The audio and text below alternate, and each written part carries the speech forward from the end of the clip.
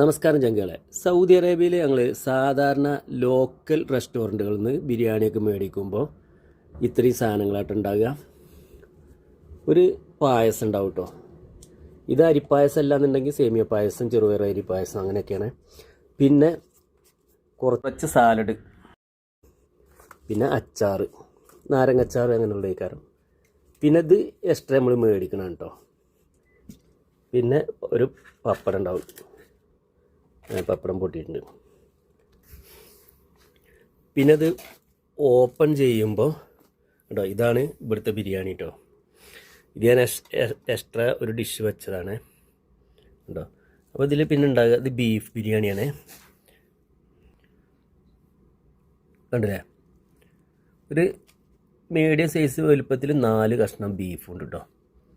ഇത് ഹോട്ടൽ അനുസരിച്ചാണ്. ചിലപ്പോൾ ബീഫ്, ഇത് കുഴപ്പമില്ല, ബീഫ് നല്ല പീസും കാര്യങ്ങളൊക്കെയാണ് കേട്ടോ. ഇത് ഞാൻ ഇത്രയും ബിരിയാണി ഒന്നിച്ച് കഴിക്കൊന്നുമില്ല. എനിക്കിത് 2 നേരം കഴിക്കാണ്ടാവും കേട്ടോ. ഹാഫ് കഴിച്ചിട്ട് ഹാഫ് വൈകിട്ട് കഴിക്കും. ഞാൻ ആഴ്ചയിൽ ബിരിയാണി വാങ്ങുമ്പോൾ അങ്ങനെയാണ് ചെയ്യാറ് കേട്ടോ.